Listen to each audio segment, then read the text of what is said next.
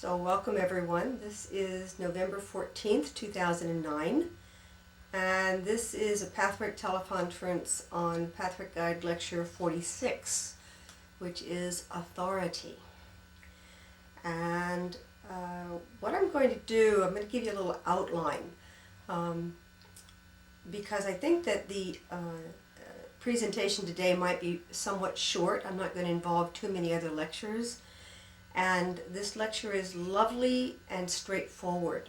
So it's like a story to tell. So it's a little bit easier sometimes than some of the other lectures. So the outline is I'm going to put forward a little bit of context and then talk about authority and how it impacts people, and then talk about the unconscious attitudes that develop and how we tend to split into two different groups based on our reactions to authority. And then how these two groups tend to become adversarial with each other. And lastly, there's a lovely section in this lecture on how the pathwork process works. And I'll go through that. So first, in terms of context, it's a lovely statement in the lecture that the invitation is to treat life as if it were a school. So whether or not you agree with the idea of multiple incarnations on the earth, or whether you think that we only spend one lifetime on this earth, many people believe that life continues, that life existed before and life will exist afterwards. So either way, the same premise can work, that if you consider that life here on earth is like a school, it takes a little bit of the sting out of some of the difficulties and some of the sense sometimes that we have to work so very, very hard. So if you think of each different incarnation, whether here or someplace else, each different phase of your life, which could be very large, as a different, addressing a different subject or addressing a different lesson. And that these are self-assigned, that the timing of a lesson changes depending on the receptivity of you. And by that I mean that this is not something where we are given an assignment and we come to earth and we process the assignment and then we leave. That what I'm describing here is where you have the opportunity to learn things on the earth, and that the timing of the things that you learn is very individualistic. And some people learn A to Z, and some people learn Z to A, and some people have what in computers is known as random access. And they just learn various things as they go along in no seeming order. But of course there is an order, and it's very individualistic. So regarding the lectures, the hope is that a lecture can, I call it sing to you, that a lecture fits in with something that you may be learning in the moment. And that makes them fun and valuable. Whereas a lecture that doesn't really fit who you are or what you're doing or what your realizations are can feel like a homework assignment that is unwelcome and difficult. So when I teach the lectures, I invite people to consider that some lectures are simply, the timing isn't right for you. Whereas other lectures, you read them and there's an aha, there's an opening and a welcoming in your heart for revelation on this particular subject. So what I'm trying to build here is a context that this discussion will be about authority, and it may or may not be something that you need right now. And so some of you may want to take a pass on looking at this more in depth, and some of you might be intrigued and wish to pursue it. So what is the topic of authority? The guide expresses authority as the first conflict that a human being experiences. Now, you'd think of conflict as an argument, and you wouldn't think of an infant as having an argument. But if you think of it from the infant's perspective, it has wishes and desires. It doesn't think that way. These aren't the words that go through an infant's brain, but that's what they are. The infant desires something that holding satisfies. So if it could speak, the infant might say, I would like to be held. The infant would like for its body to feel full and warm and drowsy. And the speech for that would be, please feed me. Or the infant would like to be left alone and given peace and quiet. And the speech for that would be, I'd like to take a nap right now. If you could, please move out of my space. Since the infant doesn't use these words and doesn't think in these patterns, all it can do is ask. All it can do is try to use instinctual behavior to signal to the parents or the caregivers what it wants. And yet, there is a very fast connection within the infant's mind between the caregivers and the parents giving or not giving what the infant wants.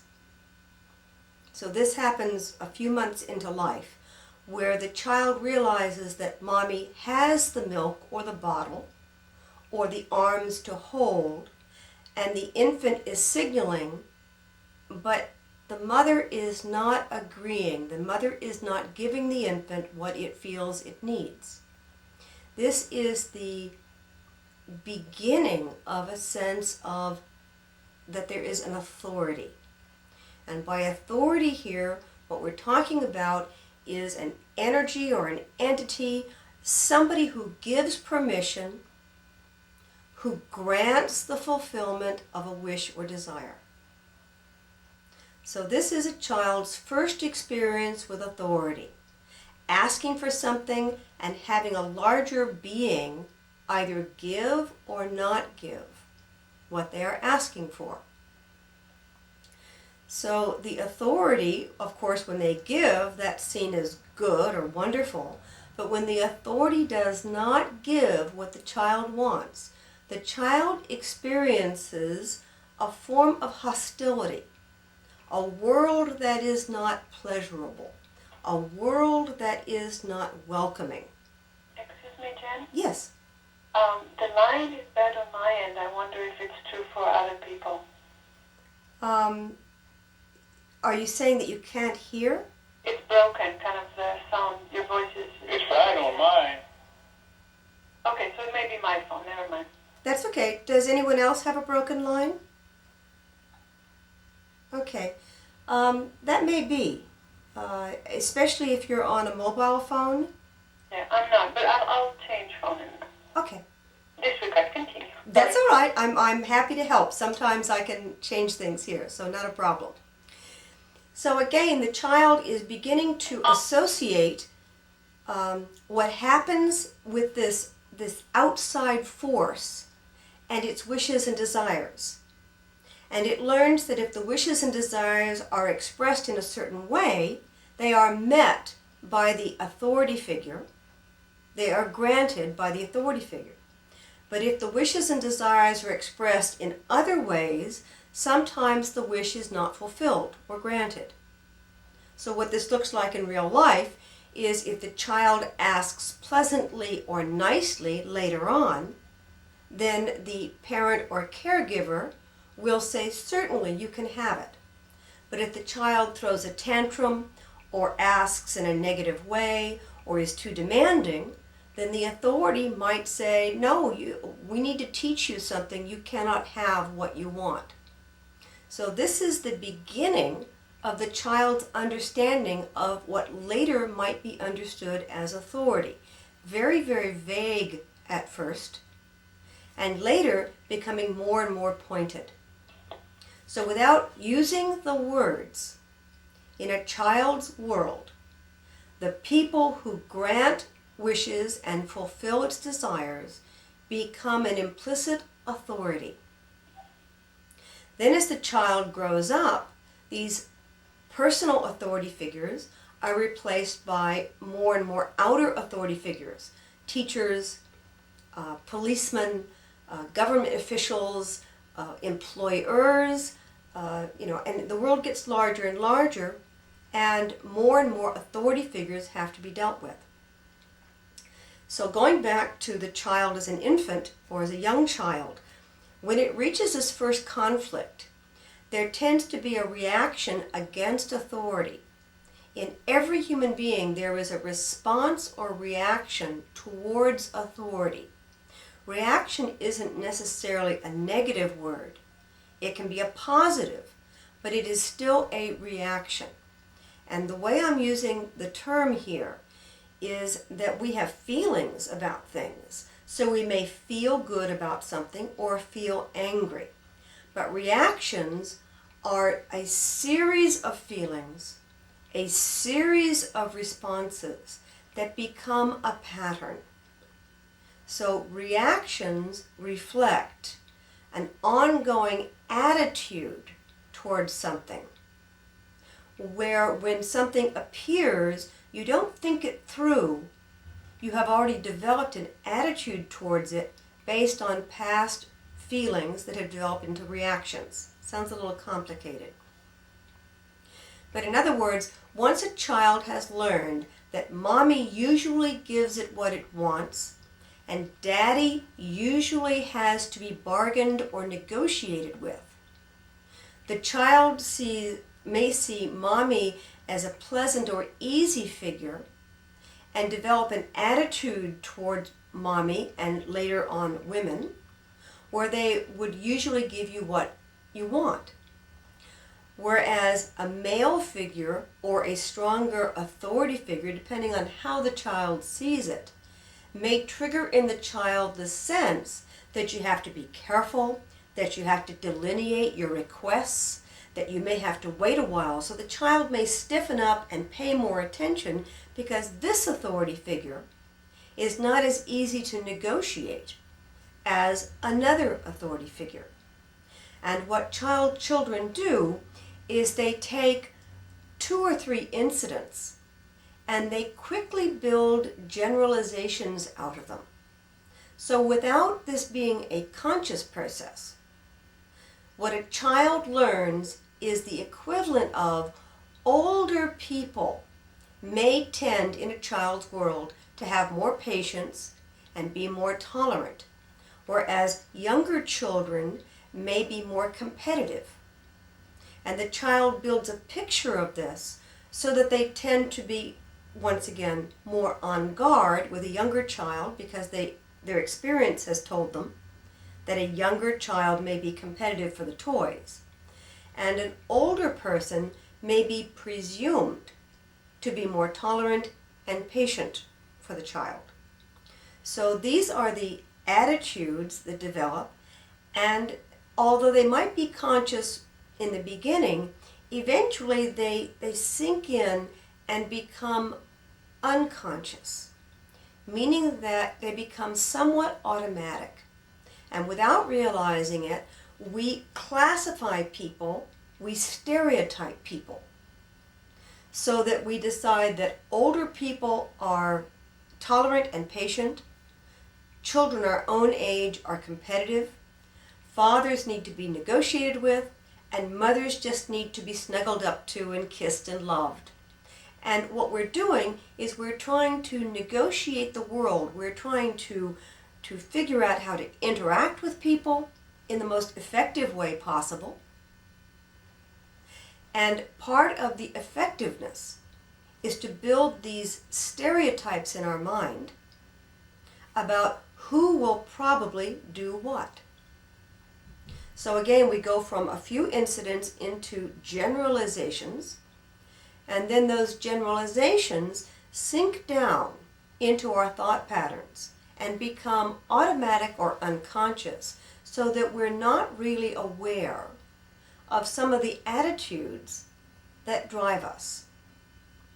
Now, on a simplistic way, You can think of it like learning to drive an automobile.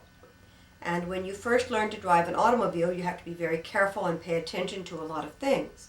But over a period of time, you become more relaxed about it. You've learned how to negotiate all the different controls.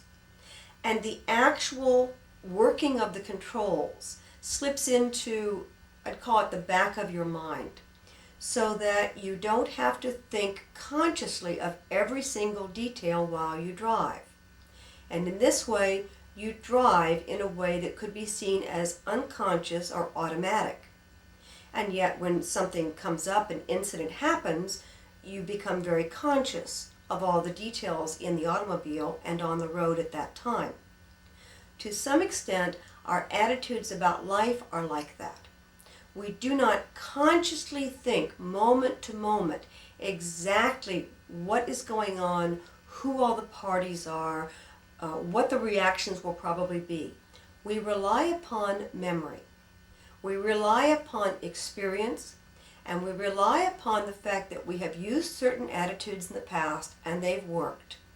And so when we walk into a room as adults, we size up the situation and we address different people depending on how we perceive their stature or their authority or their status or their attractiveness or their likability.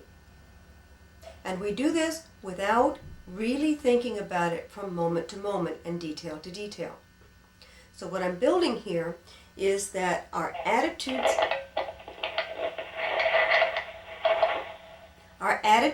about authority are built very, very early in life, and we don't think about them after those attitudes have been established. And that authority figures are seen as anyone who controls the fulfillment of what we want to do or what we want to have or even what we want to think. So now I'm going to talk about these unconscious attitudes. And another way to describe it is types of reaction. So everyone reacts, everyone responds to the environment around them. And to be simplistic for just a moment, regarding authority, people tend to react in one of two ways, even if they may go back and forth from given situations. So it's not that there are types of people, but there are types of reaction, and some people tend to react a certain way most, if not all of the time, and other people may act in the opposite way, some or most of the time. Now, these two unconscious attitudes can be described as, and please understand this in a kind of a childish game format because it's a little easier to explain, that you've got two camps, and one of them is the law breakers, and the other camp are the law upholders. So let's talk about the law breakers first. Law breakers would represent the kind of personality or response where when meeting a hostile authority, meeting an authority that will not give you what you want, the tendency is to argue or fight or protest. Now, immediately, this becomes a very, very individualistic process. So while I can tease about there being two camps, let me just go on for a second about how this one camp, the lawbreaker, immediately splinters into thousands and thousands of different reactions and personality types and ways of dealing with something. So a lawbreaker meets an authority that will not give them what they want, and they fight and rebel. The response can be very, very strong and negative from the authority figure. And so the lawbreaker, the response being that I want to protest this authority, the response may be, oops, not today, not now. So the initial impulse is to fight or to protest. But realistically, it perceives the authority figure as too large or too strong to continue the protest. They see the protest as dangerous or counterproductive. In another example, someone can protest and the authority figure simply gives in. Now, in the first example, you can still protest, but you'll protest based on whether you calculate winning that battle or not winning that battle. But the initial impulse was still to protest. In the second example, what a person might find is that if they put a lot of energy into their protest, they can overcome the resistance of authority figures. So depending on the personality of the individual and the personalities of the authorities in that case, or the situation, the culture, the climate in the household, you can have the same impulse and yet not see the same results. So some people who have an intuitive lawbreaker thought process at first can become very argumentative and forceful and aggressive because they see that as being able to overcome the resistance. And they're willing to go out and struggle against authority because they see it as productive to get what they want. On the other hand, you can have someone who tries to resist, finds the resistance or the authority figure a bit too strong, and so they pull back a bit and they calculate. So they will resist sometimes, but not others. That doesn't mean the original impulse is different. It means that the actions they take are different. Now, there are many, many, many other permutations of this. So I'm only describing that the lawbreaker, the original impulse to struggle and fight to get one's way, can splinter off into a multitude of manifested personalities and styles. But basically what the lawbreaker decides is that authority is, I wanted to use the word evil because that's where the lecture goes on this, but that's the extreme example. The lawbreaker decides that the authority does not know what it's doing and is not in its best interests. At the extreme, the lawbreaker would decide that authority is evil. But whether the first reaction is that authority is not the best authority and doesn't have the best answer, or whether it has already enlarged and says authority is evil, either way, once you decide that one road is bad or evil or even not what I want, the other road becomes a good alternative. So in the lecture, on a simplistic level, what the lawbreaker looks at is that authority is evil or bad, and getting its desires met is good. So whenever you decide that one thing is negative, its opposite becomes perceived as positive. So that's the lawbreaker. Now if you look at the other camp, we have the law upholder. And the law upholder has the initial impulse, probably has the initial impulse of the lawbreaker. Every child wants its desires fulfilled. So even the law upholders would first reach out to get what they want. We are talking here about distortions and not a perfect world.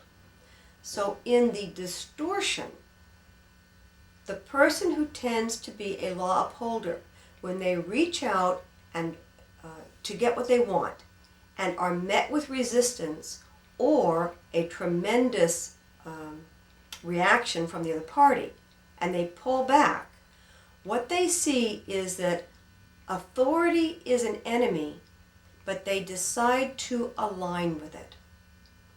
Again, what I'm trying to describe is that we're talking about distortion here. We're talking about authority when it's become, let me take that back. We're talking about authority because we're trying to look at problems that we have with authority. So we're not looking at clean authority and clean reactions to authority. So when I start to talk in terms of breaking down the camps into lawbreakers and law upholders, I'm already talking about reactions that are not necessarily clear and clean and productive. So again, going into the law upholder, they have the same impulse to get their wishes fulfilled. But when they reach out to do that and are stopped by authority, what they may perceive is that the best way to get their wish fulfilled is to align with the authority. And this alignment with authority is not honest. This is not made from a conscious position, from an adult position. These attitudes are developed in childhood. So the child reaches out for something, the authority figure stops them and seems dangerous or seems like it's going to punish. So the child may choose to align itself with the authority figure. And the mental process that develops is a forced mental process that says authority is good. It is good for me to align with authority, whether or not it's right, whether or not it's fair, and whether or not I like it. Well, once you have that statement, that authority is positive and good, then the opposite statement becomes, then my desires are bad. Because a child does not sit with a conflict in its mind and work it out like a philosophy major in college, or it doesn't write essays. We're talking about a child's mind creating these attitudes. So in the child's mind, if authority must be supported in order to get what I want, then my desires to break with authority, my desires to go against authority, they have to be bad, and they become evil. So the law upholder becomes wedded to authority and upholds the law, not necessarily because it believes in it, but because it perceives that that is the way to get what it wants.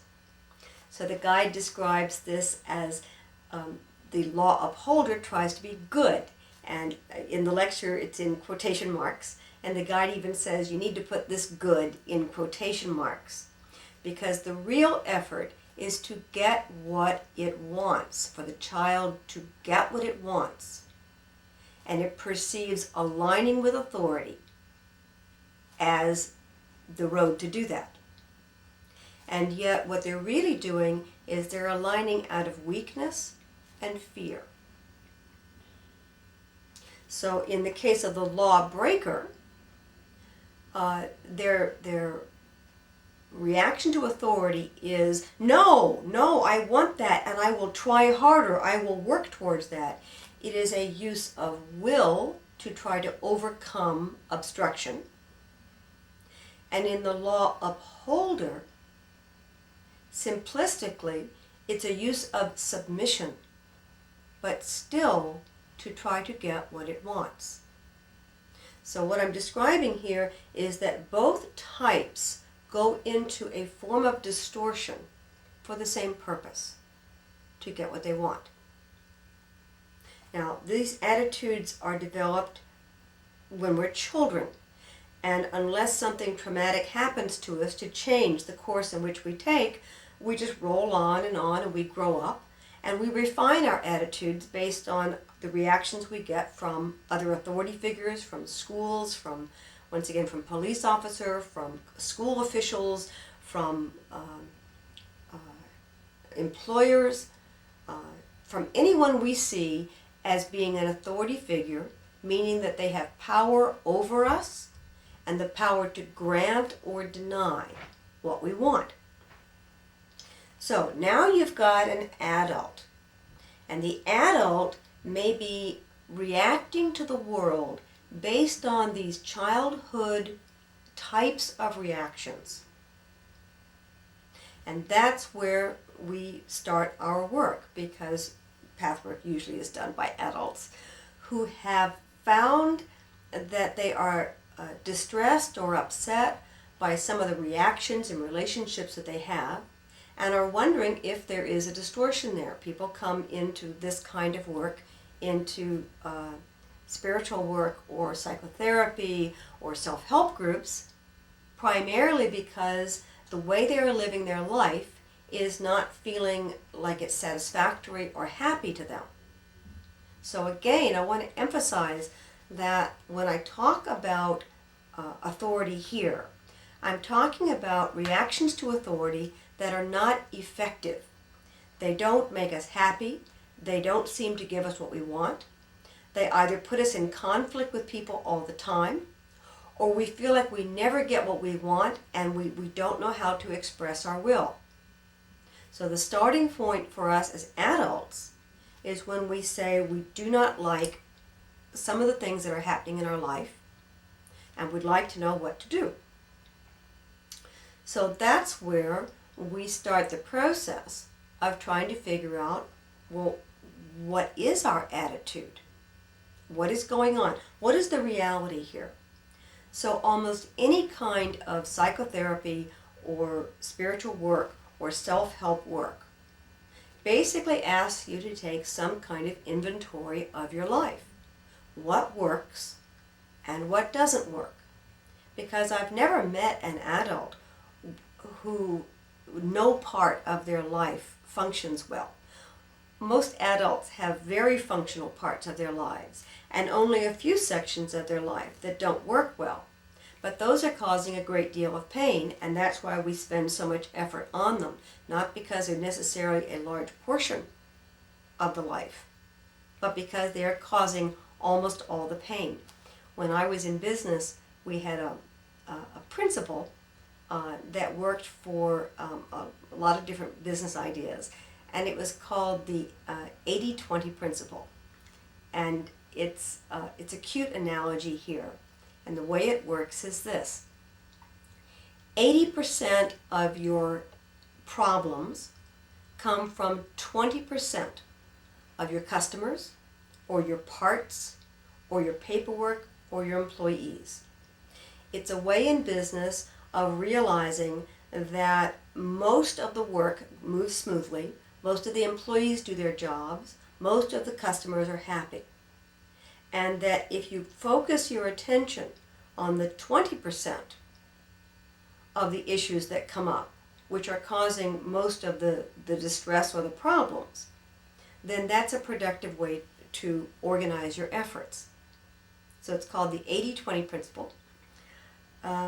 So the same thing applies when you start analyzing your life. It's useful to notice that 80% of your life probably works just fine, but that 20% of your life may have some issues involved, and it is coloring all of your life. It's coloring your attitude towards your outlook on life. So, the lawbreaker and the law upholder both react to the unrecognized fears in the other. So on one hand, you've got a lawbreaker, and they have decided that all you have to do is speak louder or try harder or outshout or outmaneuver to get what they want. And on the other hand, you've got the law upholder, who believes that to get what you want, you need to align with the rules, stay within the lines, do what people ask you to do. Well, you can imagine what the law upholder thinks of the lawbreaker. The lawbreaker is a problem. So the law upholder has an inherent fear of the lawbreaker. And the lawbreaker sees the submission of the law upholder as a threat, because they believe that you have to outmaneuver and outshout and outact to get what you want. And the idea of submitting seems like death to them. So each one of them, and I've spoken of this in the lecture on unity and duality, each type believes that the other is a form of death, a form of not getting what you want. However, each type also recognizes that the other is playing a little bit of a game. And it is this recognition that creates the adversarial relationship between the two groups. For instance, if someone really believed that upholding the law, spiritual or human, upholding the law was a fine and wonderful thing, and that it would eventually give society what it wanted, and that person saw a lawbreaker, there wouldn't be a charge in it if all they thought was, all I need to do is communicate to you. All I need to do is show you that the law can support you and protect you and give you what you want. But if the law upholder is frightened and submissive and cowardly, then they not only fear the lawbreaker, they also fear the destruction of the mechanism that they're using to get what they want. The lawbreaker, on the other side, who sees the law upholder, sees submission, and sees the law upholder as trying to trap them. So someone who thinks that they need to move quickly and fast and work outside the rules to survive, to get what they want, is going to see the invitation to live within the rules as a trap that will prevent them from getting what they want. And they see unconsciously the distortion in the person who says, you must follow the rules, you must walk on the sidewalk, you must not water your grass on Tuesdays, if the law upholder is acting out of fear. So to some extent, they're both acting out of fear. And when they see each other's fear, it's not conducive to listening to each other. And this is where the adversarial relationship comes from between these two types. Now, I've been describing two types. The reality is that there are hundreds and thousands of types. So it's not as simple as this. It's not easy to see whether someone is submitting out of fear or protesting out of fear. Because after all, some protest is legitimate and necessary, and some upholding of the law is legitimate and necessary. We're not talking about legitimate, necessary, and appropriate actions and responses. I'm focusing on responses that are distorted and based upon fear, even though they go in two seemingly opposite directions. So the lawbreaker, the lawbreaker's task is to learn to respect order, not submit to it, but to respect it, and perhaps to learn how they can work within it without necessarily agreeing to everything that order or law or rules demand, so that they can work back and forth with these things and hopefully try to improve the rules and the laws. So that would be the task of someone who has the attitude of a lawbreaker. The person who has the attitude of a law upholder, their task may be to have more respect for individual needs that sometimes require exceptions to rules and allowance for not necessarily everyone lockstepping in line and doing the same thing. So each of these types has a developmental task to learn, and both of these types actually judge the other and are impatient with the other. And these are signals that we're dealing with distortions rather than a genuine attitude. Now that's a lot of discussion about two different types, so I like to be more practical about this. Many people go back and forth in their lives, and they go back and forth because we aren't types. And as a child, someone may be well known as unruly, undisciplined. You can't make him do anything. He always argues with you. And then years later, when they're in high school, they could become a model student. We don't know just from those rough descriptions whether either one of those was done in distortion or is simply a natural evolution of a child or an individual's attitude towards authority, where they try out one way and then they go to the other and go back and forth. But this can continue throughout life. It can zigzag throughout life. And it can also, you can have a different attitude in different aspects of your life. So at work, you may be a law abider and law upholder, and you may do everything according to the rules and regulations. Whereas at home, you may be the equivalent of a lawbreaker and not clean up after yourself and pretty much run your household just exactly the way you please without regard for social norms. The same person can do these two things. And then in their social life, they may take a mixture of these two attitudes, balancing back and forth. What I'm describing is people aren't types, and it's not as simple to know what's going on with an individual. So how do you work with this? And that's where at the end of the lecture, the guide has some really interesting things to say about the entire process of spiritual work, self-help work, psychotherapy, any type of self-analysis. And that is that, first of all, you need to decide that there's an issue. Now, someone else can decide there's an issue and recommend to you that you look at it.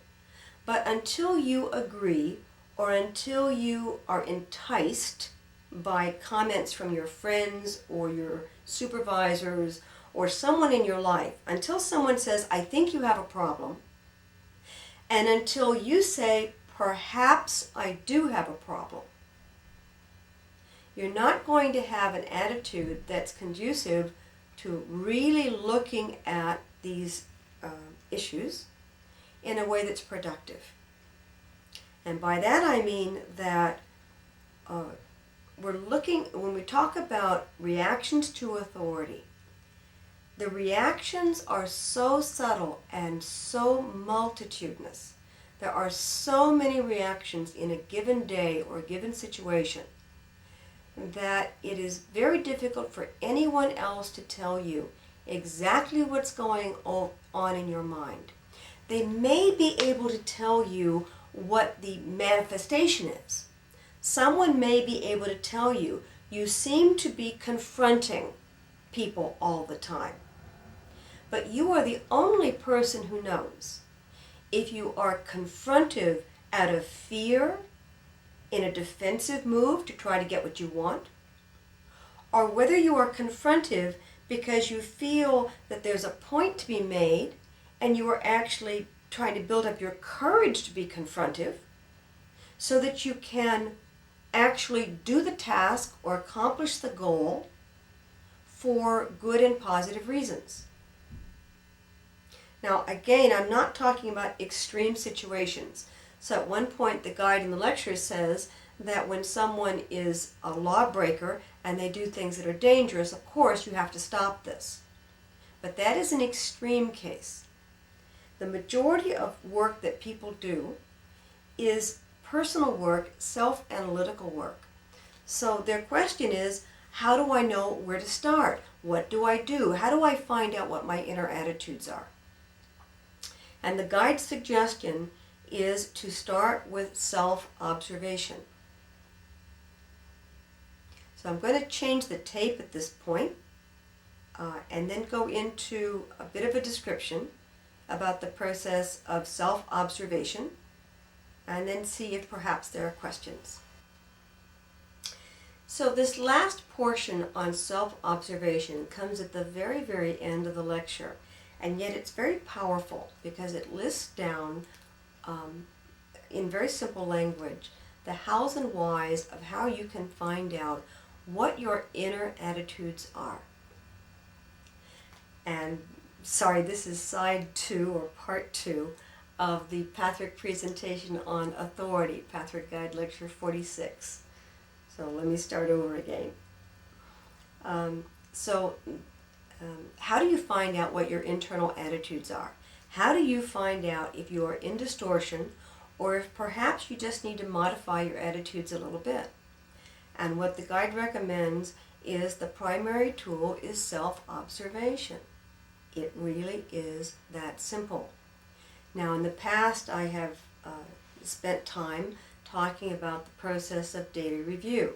So I'll go over that just briefly. Daily review is just about the simplest technique you can come up with to notice patterns in your life that are so subtle or so varied that you don't see them as patterns. And daily review is a matter of keeping a log, keeping a very brief, few words a day diary on the things that happened that day that you're not happy about. So you want to keep it extremely simple. You don't want to write a novel. This is not a place for a journal. You want 4 items. You want the date. You want the incident, very briefly. You want the feeling you had when it happened, and the judgment that you made. And it needs to be so simple that it would sound like this. On Monday, the dog bit me. I was frightened. I think dogs should be put away. Then on Wednesday, the neighbor yelled at me. I felt threatened. I think neighbors should be put away. I'm exaggerating this, but what you're looking for is a pattern over time where your judgment is on a consistent level. Anybody who argues with me or frightens me or makes me feel bad needs to be controlled, put away, condemned, controlled. And what that will tell you is, number one, when you're cornered, when you feel cornered or threatened, your response is not to try to understand or figure out what's going on, but to punish or do something to the other person to make it stop. Now, if you're acting this out in your daily life, it's very likely that you're going to get reactions from other people. Because the other thing that is discussed in this lecture is how very, very subtly people pick up on our feelings. If we think that every time you argue with me, you should be condemned or put away or stopped, people get that. They sense that you're not open to a discussion. And they'll either shout louder so they can overcome you, or they might try some other way to get through to you, but they're certainly not being direct. By not being honest and open with people, you drive them to some extent to respond to your very lack of openness. And it is the result of that where you say, I don't have good relationships, I don't have close friendships, I can't seem to find a boyfriend or a girlfriend. People always respond to me in a hostile way. These are the external manifestations that something may not be going well in your life, something may be off. And so what Daily Review does is it gives you a chance to take a look on a very small, minute level, day to day, what your feelings and reactions are, and what your immediate judgments or thought patterns are, so that you can begin to see how fierce or draconian or rude or unwilling to listen to the other person you actually are. Now, you may not manifest that to the other person. You may still have a smile on your face, and you may, I want to call it play games. You may act cooperatively. But what we're talking about here is, what was your feeling? So at the end of the day, when you list the number of times in the day when you were upset or felt, the magic word is disharmonious, that's when you might notice that even though you kept a situation pleasant, Your inner reality was that you were disturbed by what was going on. You were angry, you felt threatened, you felt fearful. So in terms of self-observation, it's a wonderful tool for finding out what you really think, what the patterns are in your thought and feeling process. So the second thing to notice, so number one, it's self-observation, and that's a technique for self-observation. The second thing is the guide invites us to notice which type we are, law upholder or law breaker, and under which circumstances, because he's recognizing that we may shift back and forth and be a law upholder at work and a law breaker at home or vice versa. So to figure out what type predominates, or if you go back and forth, where you are which type. The third invitation from the guide is to notice the reality of where your intellectual thoughts do not match your emotions. Again, daily review is a very good mechanism for this.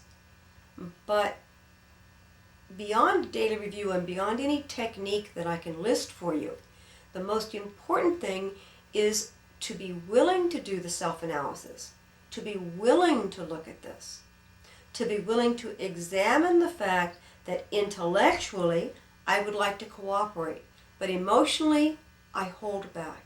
Emotionally I'm a little afraid of cooperation. Emotionally I wish I could rebel. I wish I could protest. To notice the disparity between what your mind says and what your emotions are. And this is a very fertile place to find out where you are in discrepancy. And the last, and it's all the same thing, it's just different ways of looking at it, is that with awareness of what is in your life, then you can begin to go back in your memories, go back into childhood, go back into any aspect of your younger life, whatever memories you have that you can use, and start looking for the seeds of the attitude that you now have. And when you go back into these childhood memories, to simply notice without judgment that the authority figures seemed a little threatening. They didn't seem like they were terribly cooperative. To notice that you, I think the phrase was, keep your skirts clean. That you color inside the lines. That you walk on the sidewalk instead on the road. All these phrases that we use for trying to be within what the culture says we ought to be within, to be within the rules. Okay?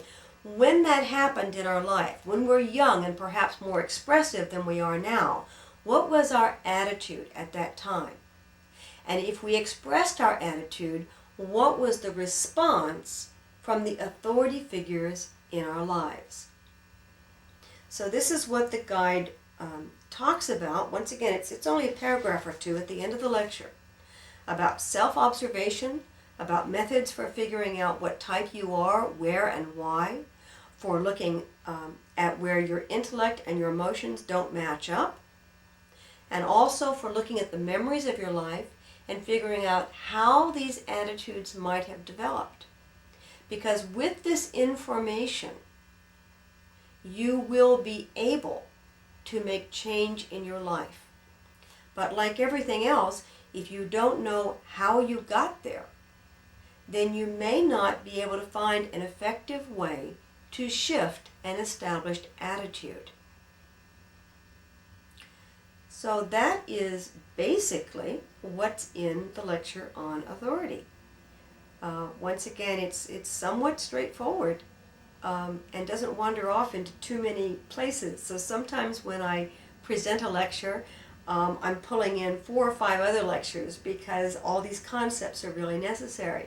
But with this lecture, it feels lovely and straightforward. So I wonder at this point whether there are any questions or contributions that anybody would like to make.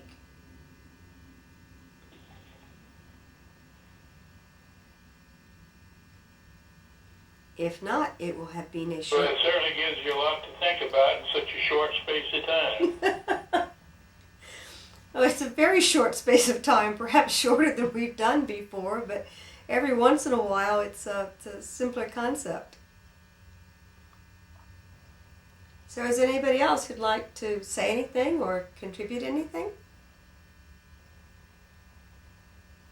Maybe I will. This is Okay. Leah. Hi, Leah. Hi. Two things that I noted for myself when I was looking at the lecture. Hmm. And one is the component of seeking safety. Mm-hmm. When the child wrestle against that barrier, that wall of authority, Mm-hmm. the underlying the desire is for reaching a place of safety, and that's true for both types. Mm-hmm. But also, it seemed to me that with the description of the two types and the work and the undoing of the distortions in the two types, if we can call it that, Mm-hmm. the low upholder have an extra level, have an extra, another layer of maybe mask Mm-hmm. or pretense because of the fear to expose the same original rebelliousness, objection that actually the lawbreaker has. Right.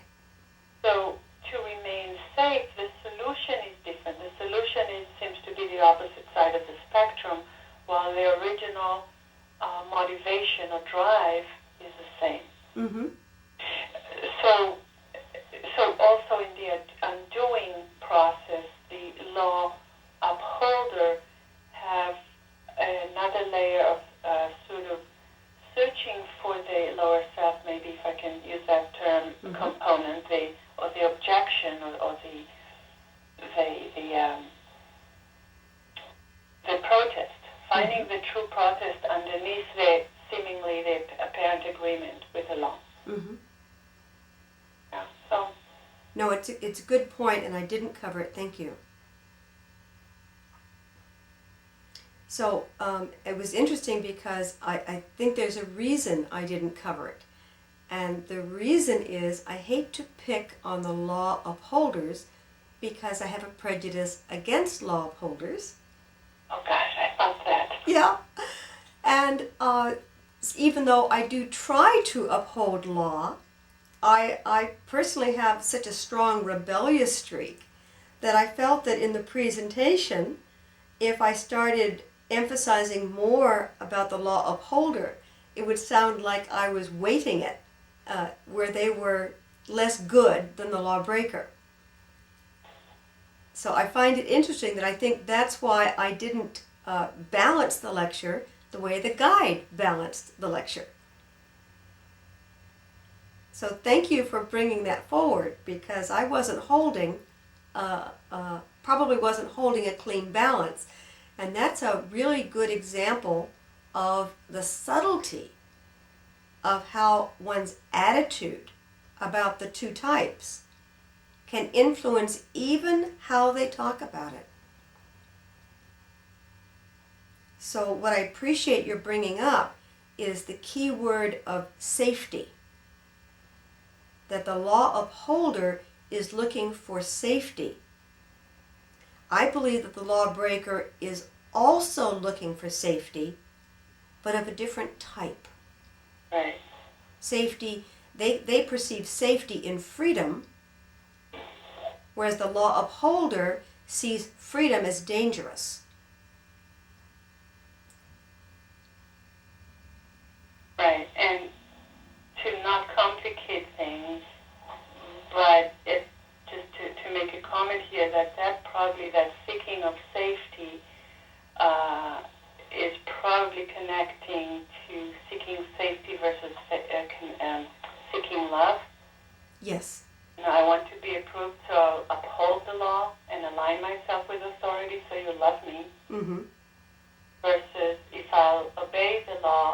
completely annihilated. So that's where my freedom is perceived as safety or life versus death. Right. So I think it does break down into lawbreakers tend to be more will than love types. Right. And the law upholders, although they're using will to stay connected rather than to exercise their will independently.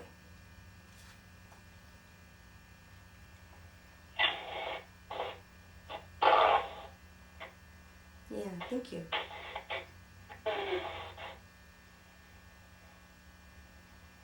So do you want to throw anything else in, or? Makes me want to go back and reread the lecture now. I'm glad for this input. Mm-hmm. That's great. To some extent, the reason for these presentations is to interest people in the lectures. And sometimes people are interested in hearing it discussed, but they don't have further interest. I accept that as, we all have the right to do that. And sometimes it becomes so intriguing you do go take a look at them. So I'm glad to hear that. Anyone else have anything they want to throw in the pot?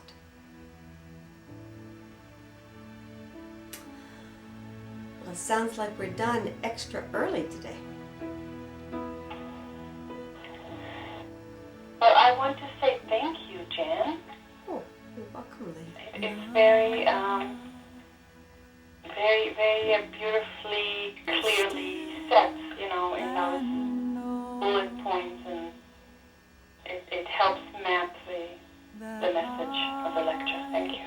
You're very welcome. Thank you for the compliment. Thanks, Jan. You're very welcome, Harry. Over You're very welcome, Fred. All right, well, I've enjoyed it, and hopefully we'll try this again in December. there. Bye-bye. Okay, bye-bye. Bye-bye. That I am real in every light,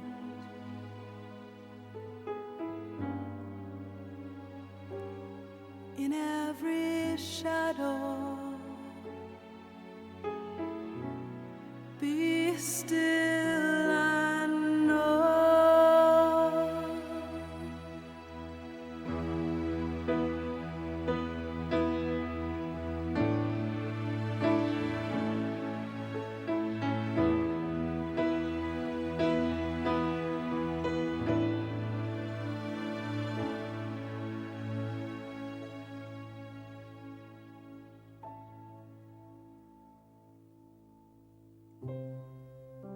I never left your side, not since you said goodbye and wandered off through the dark and forgot your way home. Oh, love, be still and know that I am God.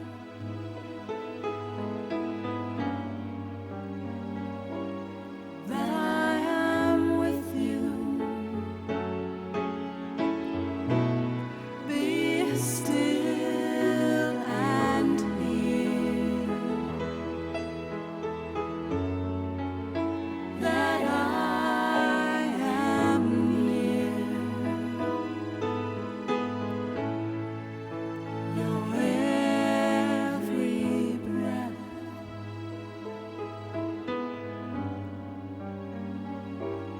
That's what I live through. Be